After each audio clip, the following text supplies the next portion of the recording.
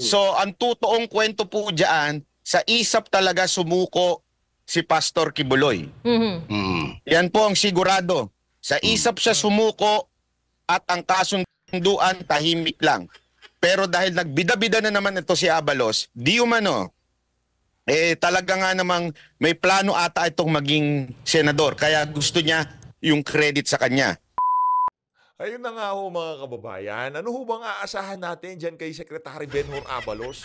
Natural, hindi ho yan susunod sa pinag-usapan. Pamantakin nyo yun, meron na ho palang napag-usapan na gagawing pribado yung pag-surrender na yan itong si Pastor Apollo Kibuloy. Pagka-surrender, disentimano ho, nakaposto kagad sa kanyang Facebook page. Anong klaseng kalokohan yan, di ba? Ganyan ho, kawalang hiya itong mga opisyal sa administrasyon, itong si Marcos Jr. Yan ho ba ang klase ng senador na gusto nyong maupo sa 2025? Yang si Benhur Abalos. Wala hong isang salita. Napakasinungaling. Nahuli. Hindi ho nahuli. Wala hong nangyaring hulihan. Kaya ho sinoplak ho siya nitong si Attorney Ferdy Topacio. Pero bago ho natin pag-usapan yung mga punto de vista nitong si Attorney Ferdy, kung bago lang ho kayo sa PH Update, isang like at isang subscribe lang ho. Sobrang saya na ho natin dito. At sa mga gustong sumali sa ating community, i-click nyo lang ho yung join button para pagka meron ho tayong bagong upload, kayo ho ang pinakaunang makita sa ating mga reaction video. Ayun na nga mga kababayan, binanatan ho nitong si Attorney Ferdinand S. Topacio, itong si Secretary Benhur Abalos. Dahil mabilis pa ho sa alas 4 itong si Benhur, nakaposo siya kaagad. Tingnan nyo naman ho mga kababayan, nahuli na si Pastor Kibuloy. Wala hong nangyaring hulihan at walang kinalaman ng DILG sa pagkakahuli na yan ni Pastor Apollo Kibuloy.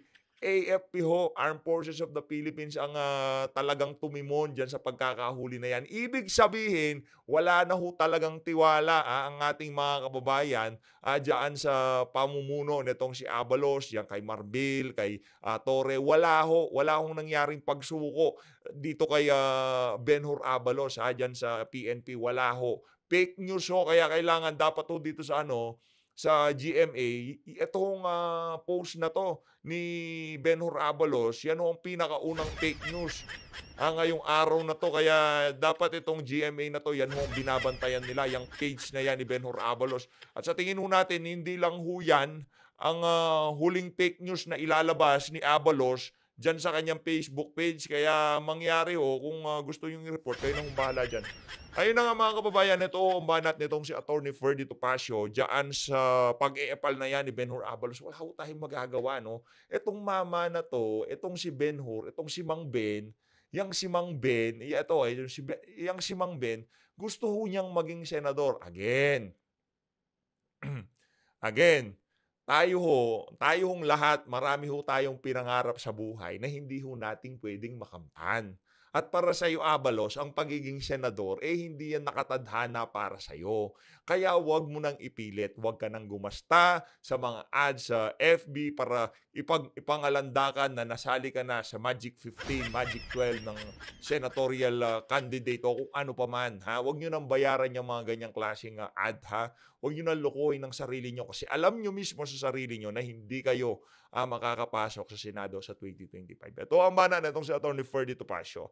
Pahayag sa abogado ni Pastor Apollo Kibuloy nga si Atty. Ferdinand S. Topacio. Good evening. Based on reliable information, our client Pastor Apollo C. Kibuloy voluntarily surrendered. Malinaw ho reliable ho to. Reliable information. Hindi ho basta-basta yang si Atty. Ferdy Topacio. Surrendered to the Armed Forces of the Philippines, specifically the Intelligence Service of the Armed Forces or ISAP.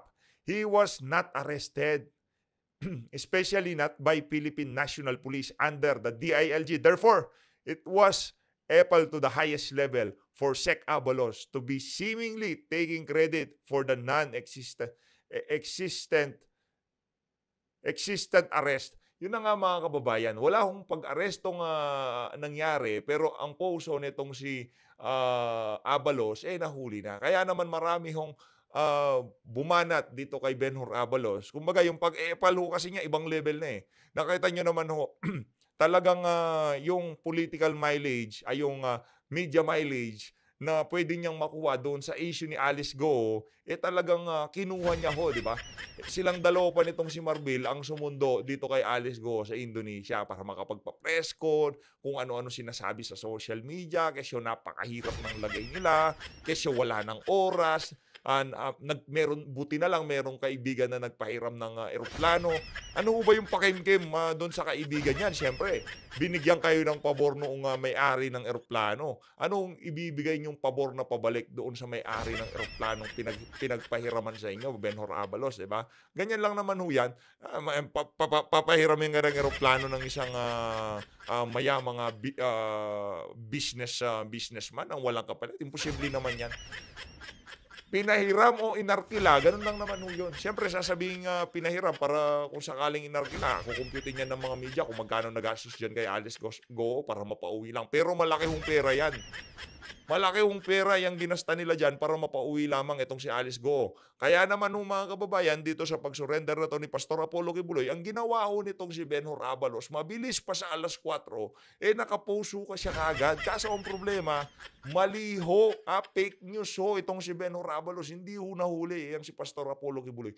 Nag-surrender ho siya. At ito ho matindi dito, galing ho ito sa kay Ma'am Joey.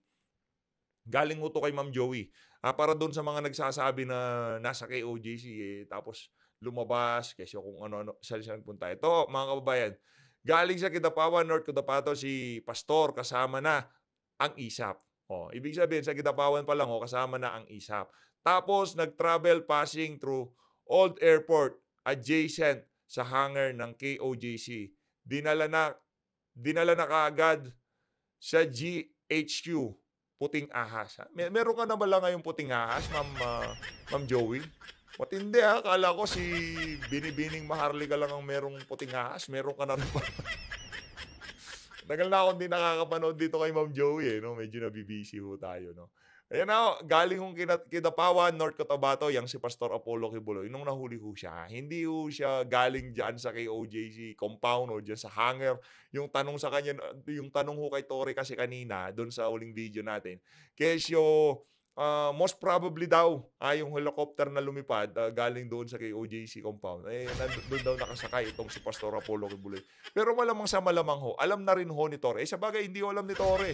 Ano siya kumbaga, yung gagawin ho nilang operasyon kaninang hapon dyan sa KOJC, napaka-ano na ho nila, konbensido ho talaga sila na palalabasin ho nila lahat ng tao dyan sa KOJC compound. Imagine, napakarami hong pulis. Bata-batal yung mga pulis ho ang nakaharera doon sa harap ng KOJC compound. Aminin man ho natin sa hindi, yun ho yung isa sa mga naging, di ba, nag-udyok din kay Pastor Apollo Kibuloy. Para wala nang marami nasaktan. Kumbaga yung point ng nitong mga miyembro ng KOJC na itong administrasyon na to, tsaka yung point natin na gustong ipaintindi sa sambayan ng Pilipino na walang ya itong administrasyon na to, na gagawin nila ang lahat kahit di na naaayon sa batas, basta magawa lang nila ang kanilang kagustuhan. Yun kumbaga na-prove na natin yung point na yun diyan sa ginawa ng kapulisan sa KOJC compound. Kaya blessing in disguise pa rin no? Nakita ng sambayan ng Pilipino kung gaano ka walang ang administrasyon itong si Marcos Jr. At sa tingin natin, hindi ho ito yung huli. Hindi ho yung insidente sa KOJC ang huli na gagawin ng administrasyon nitong bangag na to, ang mga ganyang klaseng bagay. Kaya para ho doon sa mga ibang religious group, mag-ingat ho kayo dahil ito hong administrasyon na to, may bangag ho ito. No? Bangag ho itong administrasyon na to at kung ano man ang pumasok sa utak nila, yun ho ang kanilang ginagawa. Ito mga kababayan, bumuhos ho ang emosyon sa pag-alis ng mga Davao Police kasi nakita ho natin ito, Davao, Davao ho to, mga Davao Police ho ito. Yung mga Davao Police ho talagang naluha diyan sa pag-alis ho nila diyan sa KOJC kasi malamang sa malamang pati ho itong mga pulis na to, alam ho nila na mali yung ginagawa nila dito sa mga KOJC members. Sa pagpapaalam ho nila, bumuhos ho ang napakatinding emosyon sa pagitan ng mga KOJC member at dito sa mga pulis Davao, no. Pero kumbaga, sana tantanan na nitong para dito kay Lagdameo, kay Marcos Jr., Tambaluslos, hindi nyo pwedeng kunin yung KOJC compound. Yun ho kasi, 31 hectares ba naman? Tapos katabi pa ho ng airport, ha? Ganun ho katindi yan mga kababayan. Kaya sana 'no, tigilan niyo na yung pinaplano niyong pagsamsam diyan sa mga ari-arian ng KOJC dahil yun ho ang nakikita nating ano dito kaya talagang dinidikdik itong si Pastor Apollo Kibuloy at yung mga ari-arian ng KOJC sa Estados Unidos, yun naman ho ang tina-target ng bansang Estados Unidos 'no, yung mga ari-arian ng KOJC sa Estados Unidos. Dito naman yung ari-arian nila dito sa Pilipinas. Ganyan ho yung tina-target nito kaya yung kooperasyon ng mga kano at ng mga PNP, napakatindi ho. Mantakin niyo 'yon. Pati yung mga instrumento, yung mga, anong tawag doon, mga ground penetrating radars. Pinahiram pa ho dito sa mga PNP ni dito kay Torre. Kaso kailangan na ho yan isoli ni Torre. Sa tingin ho natin mga palsipikado, hindi ho gumagana ng matino. 16 days. Ginagamit ho nila, walang humpay yung pag-scan nila sa ilalim ng lupa kasi meron daw doomsday bunker, yung daw pagkagawa ng bunker pang doomsday. Ganon ho katindi itong mga na to, itong mga pulis na to, no, itong mga instrumento na to. Pero ang matindi ho dito is kumbaga sumabog ho lahat sa pagmumukha nitong si Torre, lahat ng kabalbalan na ginawa niya diyan sa KOJC compound. Dito sa bahagi ng video natin na 'to, pakinggan naman ho natin, kung ano nga ba yung totoong nangyari. Siyempre pakinggan ho natin itong si Banat Bay 'no, yan ho talaga kumbaga malapit yan, kumbaga meron ho talagang intel yan, ika nga. Ito, pakinggan ho natin 'to. Ay, hello po. Yes, hoy. Yes, hi. Magandang araw. Hi, Boss sir. Barat. Magandang gabi po. Magandang gabi. Magandang gabi. Yes, Banat Bay. yes. Ayan. Hello po. Magandang araw. Yes. At nakakataba ng puso ang mga nangyayari.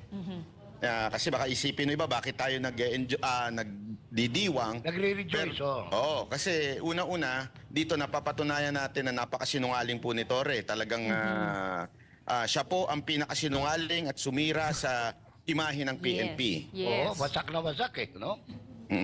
At mga kababayan, meron po ako ibabalita. Ito po'y confirm at pinaalam ko na rin po ito sa SMNI, kaya nga din po ako nandito. Oo.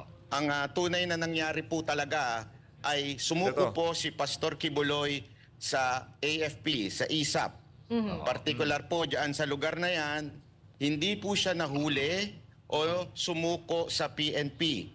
Siya po ay sumuko mismo sa ISAP. Ibalik lang po natin ang tunay na nangyari dito. Kung maalala ninyo, hindi po nagtatakbo si Pastor Kibuloy. Yes. Hindi Siya nagtago. po ay may gustong mangyari dahil ito'y nasa karapatan niya. Ang gusto lamang po niya ay dito humarap sa kaso niya. Yes. Yun po ang kanyang sinasabing paulit-ulit. Kaya nga sinasabi ni Babat, di daw sumuko. Dahil po ang alam niya, itong PNP, which is napatunayan naman po natin, nandyan po yung mga Amerikano, pati yung chopper ng Amerikano. Pati Romano. Nandyan po. Na gusto po siyang dalhin sa Amerika. So ang gusto niya, di ba kung maalala ninyo, sinasabi ni Atty. Torion, na magkaroon ng kasunduan na dito lang siya uusigin.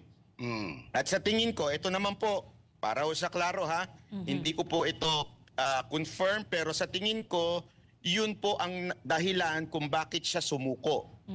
Malamang nakuha niya na po yung usapan, assurance na hindi siya dadalhin sa Estados Unidos. Amerika. Ito naman po ang totoong fact na nangyari dahil tandaan niyo po, tayo may mga contact ho dyan sa AFP dyan sa Davao. At Pero madalang lang maglabas ng mga ganyang klaseng intel itong si Banat Bay. Kaya pagka siya naglabas, malamang sa malamang, A1 ho yan at talagang totoo ho yan. ito ho talaga ang sinabi nila sa akin. Okay? Ang Now sabi it can be told, Now it can be told, Byron. ito po ang sabi nila sa akin. Yes, boss. Actually, ito talaga ang matindi dito. May kasunduan ang ISAP at Secretary Abalos na it's going to be a quiet surrender to them, to Ayun. ISAP. Grabe. Ibig sabihin, tahimik lang at hindi dapat ganito kaingay. Ang problema, hindi ho sumunod sa usapan Yes. si Abalos. Yes. Nagbida-bida na naman siya. Yeah. Gusto niya makuha yung credit. At ang sabi nga po ng ISAP ay sila profesional. Sila tahimik. Hindi sila magsasalita. Yeah. Grabe. Grabe ho itong si Abalos. Ibang level ho talagang pag-iepal. Paano ba naman? Gusto ho talaga maging senador, di ba? Kaya lahat ng pag-iepal na pwedeng gawin dito, sa lahat ho ng issue, kung pwede hong sakyan yung si Abalos, sasakyan ho ng mama na yan. Ibang klase ho talagang itong si Abalos na to. Lagay ko ho dito para makita nyo ho ang post ni Abalos. Yan ang sasabihin nila. At sila ho, tatahimik lang po. So kung ano ang kwento ni Abalos, yun ang mukhang magiging kwento na ilalabas ng mainstream media. Official. Yun nga ang nilabas nila kanina pa. Wala nga. Oh. So ang totoong kwento po diyan, sa ISAP talaga sumuko si Pastor Kibuloy. Yan po ang sigurado. Sa ISAP siya sumuko at ang kasong Kaya ho, ang ano ho natin, ang intro natin, itong sinabanat nitong si Attorney Ferdy Topacio, para para malinawan ho yung ating mga kababayan, para makita ho nila yung tunay na kulay nitong mga opisyal dito sa administrasyon ni Marcos Jr. Wala akong isang salita. Hindi ho totoo yung yung jingle nila nung may prinsipyo at isang salita. Hindi ho, wala ho isa salita itong ni isa sa mga gabinete nitong si Marcos Jr. Wala ho kayong mapapaniwalaan. Yan ang sinasabi ko. Mula kay Ralph Recto, dyan sa education. Lahat po yan, mga... duan tahimik lang. Pero dahil nagbida-bida na naman ito si Abalos, di umano, talaga nga namang may plano ata itong maging senador. Kaya gusto niya yung credit sa kanya. To the point na inilaglag niya yung payasong ground commander na si Torre. Di ba ho? Yun ang, yan no. Kasi nga, Tama yung description na yun, payaso. Kaya sa nga. because of the greed, kaya ho sila nagkakaganyan. Nag-agawan ng credit. To the point, hindi siya di umano sumunod dito sa utos o yung usapan. Sorry, hindi utos, usapan. Na wag munang ilalabas. Tahimik lang. Pero siguro, dahil sa kanya ng mga vlogger niyang hinahire, di umano ay unahan mo na para sa iyo ang credit. Yun. So, ganun po ang nangyari at yan po ang nais ipahatid ng ilan nating mga kaibigan. Yun na lang po, mga kaibigan na lang ang tawag natin sa kanila. Tama.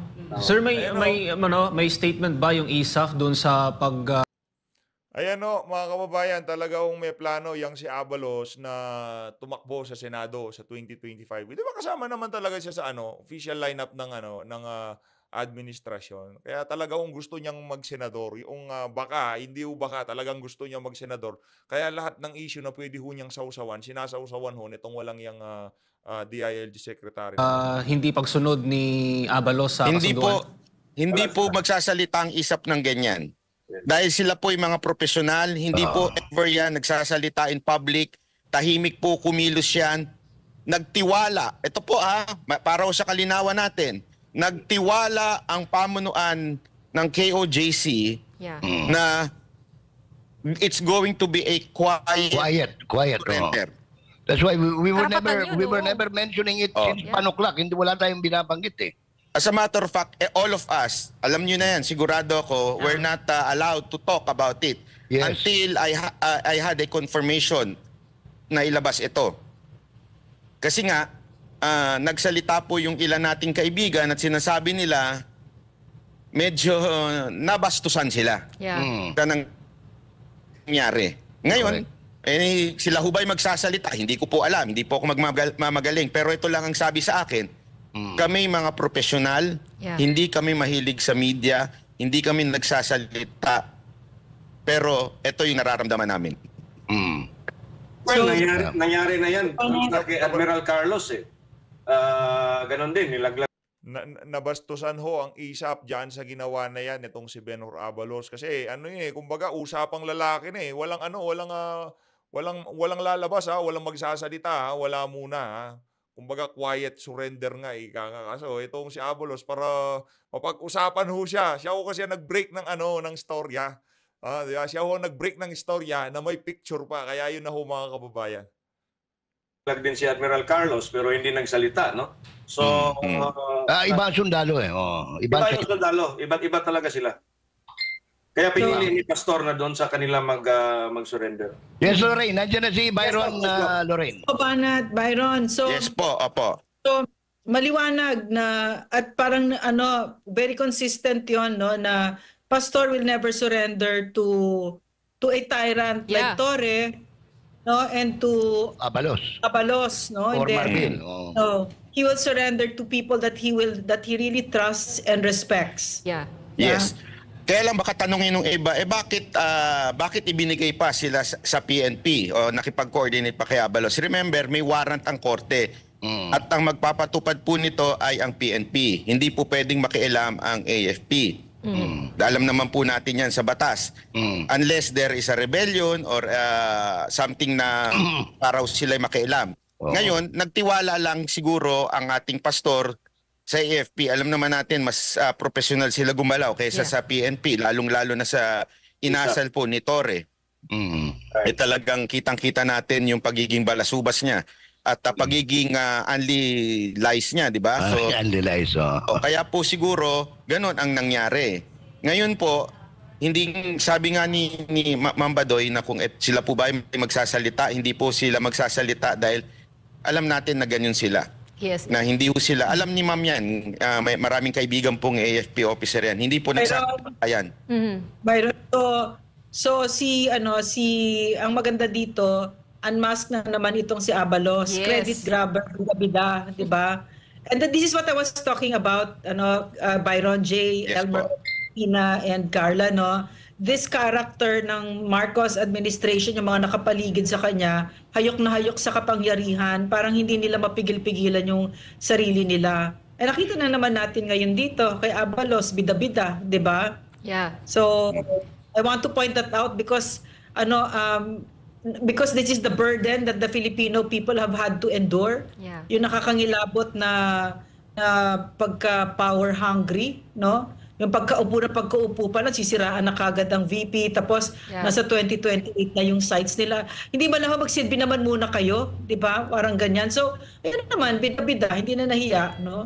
At saka linawin po natin, wala naman pong planong magtago si Pastor Kibuloy at gusto niya talagang harapin ito. Yes. Dahil confident siyang mananalo siya sa kaso. Yes. Correct. Ang ayaw lang niya ay yung dalhin siya sa Amerika. Dahil napahiya na po ang FBI, kaya delikado ang lagay niya sa Amerika. Yun lang naman po ang paulit-ulit niya sinasabi through Attorney Torion na gusto lamang po niyang siguraduhin na hindi siya doon ipapadala. Kaya nga hinala ko po, ito naman po ang part na to ay hindi po ito confirm. Hinala ko po ay nakuha niya na po yung kasunduan na yon.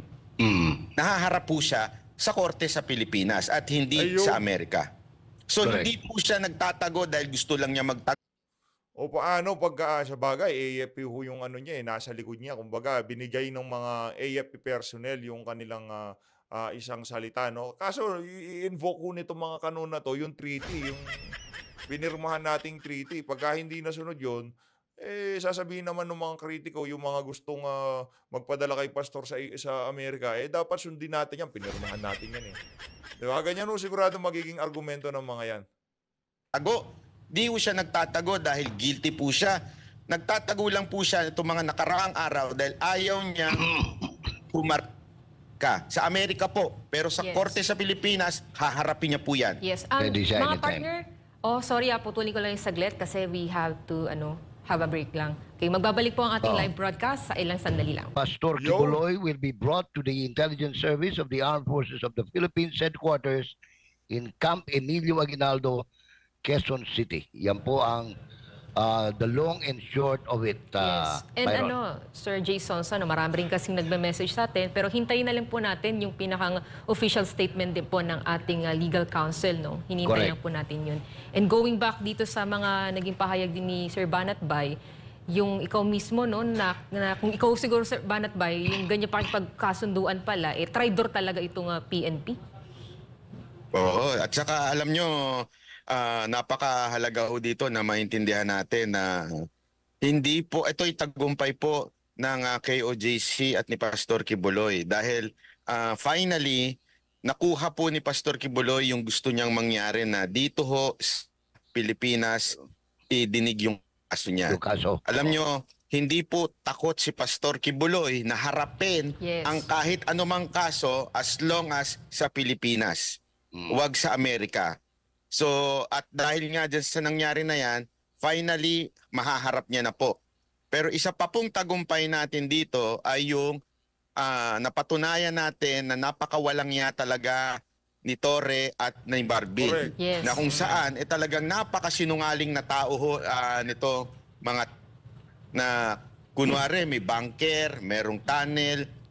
Wala po. Hindi ho nahuli. Sinira nyo lang ho ang KOJC. Dapat po singilin na ho sila ng taong bayan na ibalik ang kapayapaan sa KOJC at lumayas na po sila. Wala na po silang karapatan dyan. Correct. Yung hinahanap nila, wala na ho dyan. Pero may hinala ako. Mag-iimbento na naman to si Torre kasi si Torre ang taas ng ego niya Oo. yung ulo niya talaga ang laki-laki na, di na nagkakasya sa pinto Yung ego niya, sasabihin niya sigurado, meron pang iba. Kaya mag-i-stay muna kami diyan. Ganyan no katalo na ng utak nito ni Torre. Tama, tama. Dagdag ko kay sinabi ni Boss Banat, no, Boss Jay, no, at mga kasama natin diyan, no. Talagang mag-iimbento yan si Torre. Kasi nga, pagka naharap ni Pastor, itong kaso nga niya, gusto nila tatabunan si Pastor ng iba't ibang kaso pa rin Yeah. na allegedly nakita nila. At meron na ngang soko na nagpunta doon at meron na ngang kung iba't ibang naratibo. Mhm. Yung dugo pala rugby. Di ba? Wala So, talaga to save his face, mag-iimbento talaga yang si Torre. Lalo na ngayon na medyo nasaktan yung ego niya at hindi siya included dun sa loop, no? Sa pag-surrender nga nitong si... Pero malaking harapin niya, Elmer, sa mga junior officers, yung mga colonel, major. Doon.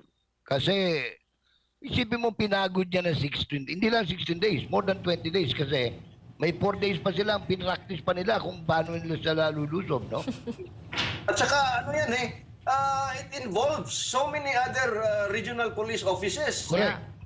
Stretching from Region 3 down to Region 12. Ilang kernels yan na in-involve niya dito sa operation. Noon lang Senate hearing, bilang ko rin sa mga koronel na nandoon.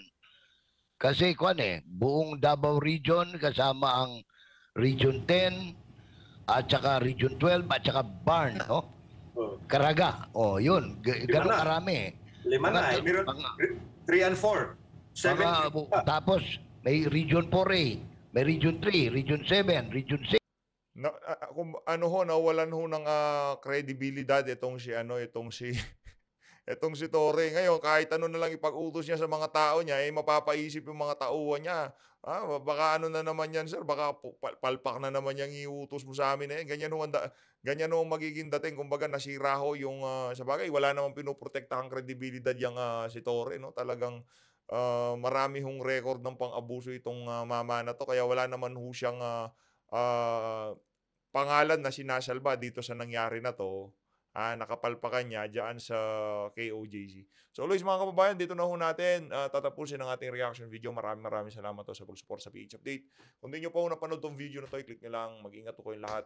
Alin natin Pilipinas.